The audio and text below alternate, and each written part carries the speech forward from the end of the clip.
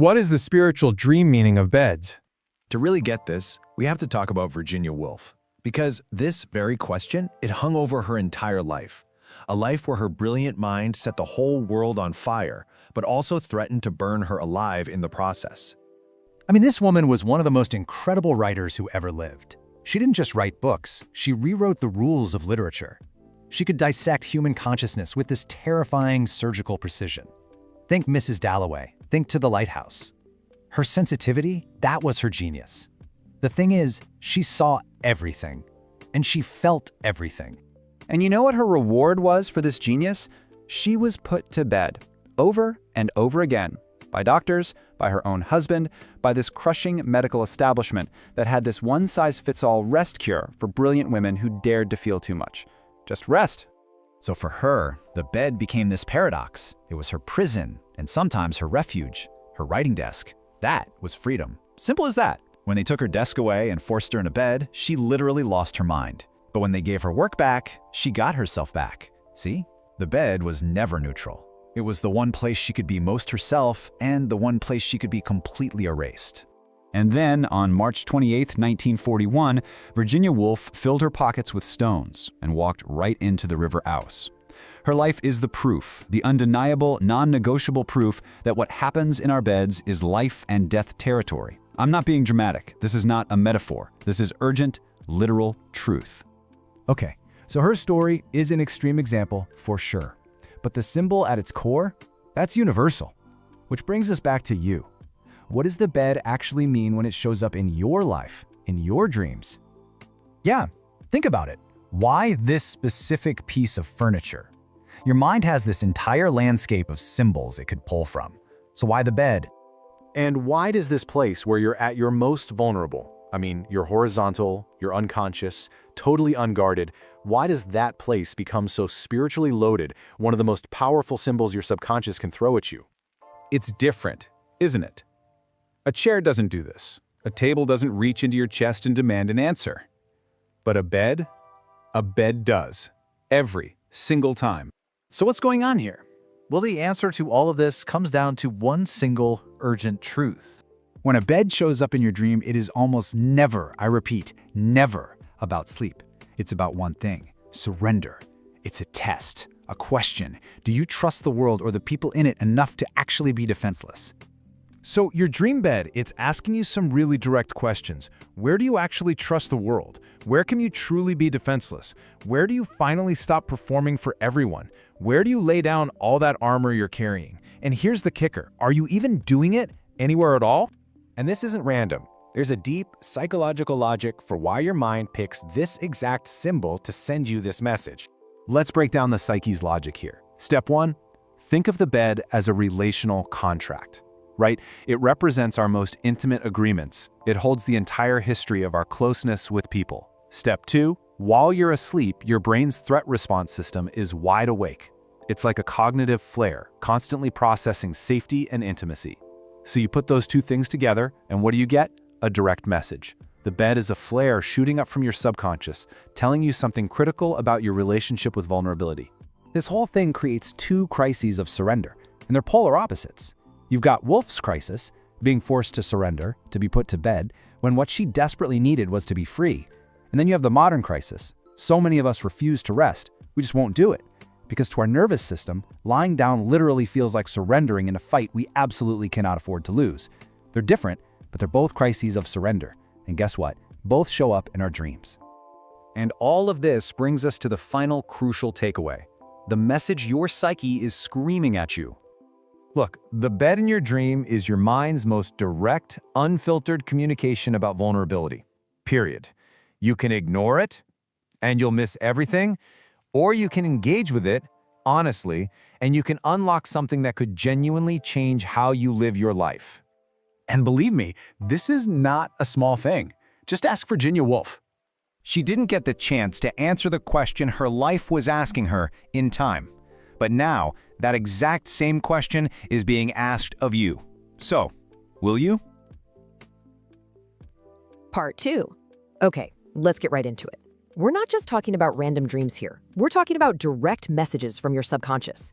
These are the 10 most important variations of the bed dream and what each one is absolutely demanding you do in your real life, right now. First up, your dreams are a mirror, and they reflect, with brutal honesty, the state of your relationships, not just with other people, but with yourself. So let's start with the empty bed. Look, this isn't just about feeling a little lonely. This is a visual of unprocessed grief. It's a dying relationship or a deep, deep starvation for connection that you are refusing to admit to yourself. It's the friendship that just vanished, the marriage that's over, the parent you lost. It's right there. So the crucial thing is this: do not look away. Your instructions are non-negotiable. You sit with that image, you honestly name the absence, and then you ask the hard question: are you secretly convinced you don't even deserve to fill that emptiness? Now, what if the bed isn't empty, but it's a complete disaster? Sheets tangled, pillows thrown everywhere. Well, your subconscious is showing you the internal emotional chaos you've been living with and trying to call normal. This dream literally screams at you during periods of total overwhelm, or more pointedly, when communication in a really key relationship has just completely broken down. It's a picture of everything you've left unsaid. Okay, so next, the dreams turn inward. They force a confrontation, not with other people, but with your own identity, the one you actually have versus the one you perform for the world. So you dream you're in a bed, but it is not your bed. It might feel nice, it might feel deeply wrong, but you know deep down it doesn't belong to you. The question here is a total gut punch. Whose life are you sleeping in? Whose expectations have you bought into so completely that you've lost track of your own story? This dream is not a suggestion. It is an urgent call to action. I want you to identify one thing, a career path, a relationship pattern, a belief that came from someone else's vision for your life. And you start questioning it. Not tomorrow, now.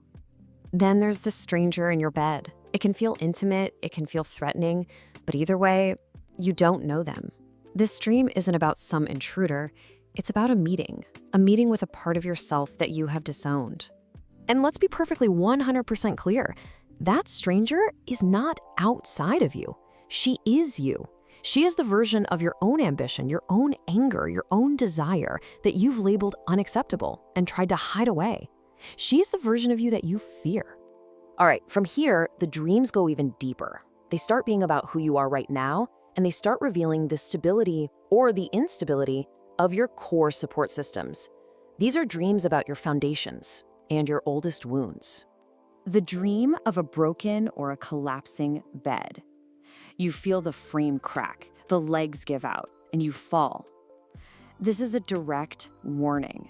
This is a relationship, a belief system, some support structure that you have depended on that is no longer reliable. And you have to get this. This is not a psychic prediction. This is your subconscious giving you a heads up. That marriage that's shaking, that friendship that's become totally one-sided, it's showing you the collapse so you have a chance to act before it happens in real life. What about a bed in a totally bizarre place? The middle of a field, a public square. This is the dream of forced vulnerability. It's pointing to all the times you were made to be emotionally exposed with the wrong people, in the wrong places, way before you ever felt safe. And then we get to the big one, dreaming of your childhood bed. This is one of the most psychologically significant dreams you can possibly have. That bed is where your earliest beliefs about safety, about threat, and about vulnerability were all forged. And make no mistake, the lesson you learned in that bed, whether the world is here to protect you or to threaten you, is still running your adult relationships. It's running your ability to rest, your tolerance for intimacy. You have to see it clearly if you ever want to change the story. But look, not all of these dreams are just warnings. This final set, these are direct invitations. They are calls to action to create a whole new reality. They're about preparation, permission, and reclaiming your power. So if you dream of making a bed, smoothing the sheets, arranging the pillows, this is an act of pure intention. Your psyche is getting ready for a major life transition, a new relationship, a new version of you. So you have to ask yourself, what am I getting ready for? And what about a luxurious bed?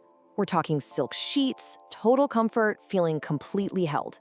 Now, if this dream brings you joy, that's great. But if it brings you guilt or anxiety, that is the real message. It means you've internalized a belief that comfort just isn't for you. This has a name. This is the wound of women who were taught that their only value is in what they give away. And the dream is giving you a command. You are allowed to receive. You have to practice it urgently.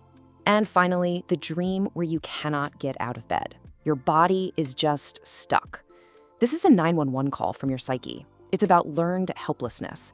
It's a direct window into burnout, depression, or feeling so unseen for so long that you've just stopped trying. But listen to me carefully. Feeling helpless is not the same thing as being helpless. That feeling, it's a belief your nervous system formed under intense pressure. It is not the final truth. Your job is to find someone who can help you see the difference. So after all of this, the final question is really the only one that matters. These dreams, they aren't whispers, they are screams. So the only real question left is, are you finally ready to listen? Part 3. Okay, we're done theorizing. This is it. This is the practical application. Let's get right into it. Listen, these are not just suggestions, okay? These are actionable, real-world plans. They're for women facing real urgencies. So I need you to find the one that fits you, and you're gonna do it today, not someday, today. All right, let's start here. I'm talking to you, the woman who has literally forgotten what true rest even feels like. You know exactly who you are. So if this is what your dreamscape looks like, you need to listen up. This is your body, your spirit, sending up a massive flare. This isn't some subtle hint, okay? It's a direct warning that something is seriously wrong. And look, this isn't just about being tired. We are way past tired. This is a full-on systemic collapse of your ability to receive, to recharge, to just be. And it's gotten dangerous. So here is your prescription. It's a ritual, a permission to rest ritual. And you're gonna do it tonight. This is not some cute wellness trend. No, this is a direct counterattack on that toxic belief system that's screaming at you that your value is tied to your productivity, a belief that is, let's be honest, slowly killing women. You have to fight it, deliberately.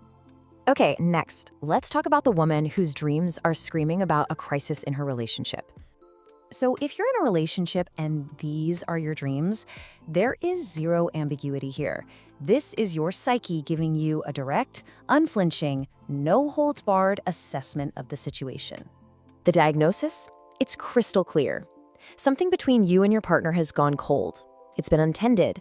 It's become structurally unsound. The foundation? It's cracking. The dream is the warning bell, right? But your silence, that's the real problem. So, what's the first necessary step? What is that brave, direct, absolutely non-negotiable action you have to take? You have to have what I call the bed conversation. And it starts with this exact sentence. I know it's terrifying, but it is also absolutely necessary, because here's the truth. Relationships do not fix themselves in silence. Answering the dream is so much better than just living with the warning. Okay, now for the creative woman, the intuitive one, the spiritual one. This next part, this is for you. Your bed dreams are a direct line, a direct channel from your deeper self.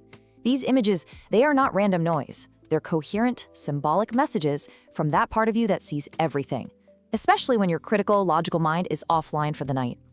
The prescription here is a dedicated dream journal. You're gonna start tomorrow morning. And I mean, the moment you wake up, before you check your phone, before you do anything else, you write it down. You capture the data. The patterns that are gonna emerge, they will tell you things about your own life with a kind of precision that no outside advice could ever match. All the information, it's already inside you. Your only job is to receive it. All right, let's shift gears. I want to talk now to the woman who keeps dreaming of empty beds. The woman whose dreams are pointing, like a giant flashing arrow, to unprocessed grief. And let's be very, very clear about this. Grief that doesn't get processed, it stores itself in your body. It becomes chronic stress, it tanks your immune system, messes with your sleep, it affects your heart. That empty bed in your dream, it's a medical emergency disguised as an emotional one. So what's the prescription? Action. You have to find your community. I don't mean passively. I mean you actively hunt it down. You have to, because isolation just compounds grief. It makes it 1,000 times worse. Your dream is basically asking you one question: who is with you? And if the answer is no one, you have got to address that. Now, with absolute urgency. Okay, now for my analytical women out there, the one who responds to structure, to evidence, to cold, hard data. Don't worry, there's a powerful tool for you too. This isn't about anything mystical or woo-woo. This is applied self-knowledge. It's about turning your dream life into a functional early warning system. We're talking about taking the raw data from your subconscious and making it a practical, predictive tool you can use in your waking life. And here's how you do it. It's so simple. A 2-column chart. Dreams on the left, what's happening in your waking life on the right. You do this for a month, then 2. By month 3, the patterns, the correlations, they're going to be undeniable. You will have built your own precise, personal early warning system, a system that alerts you to a crisis before it becomes a full-blown emergency. This, right here, is the difference between just reacting to your life and actually understanding it. And finally, for the woman who keeps dreaming of her childhood bed, listen to me. The timeline on this is critical, because your past isn't in the past. It is actively running your present. So here's the exercise. We're going to do a direct comparison. I need you to get brutally honest about what it really felt like in that childhood bed. Safety? Vulnerability? Were you protected, or were you navigating a threat? Now, look at your adult life. How much of that exact same feeling is still present right now, just with a different cast of characters? Look, your dream isn't asking you to go backward and get stuck there. Not at all. It's asking you to finally see the pattern so clearly that you can break the chain, so you can finally move forward. Virginia Woolf carried her stones to the river. You don't have to. That's the choice right in front of you. That's the work. You can choose a different path.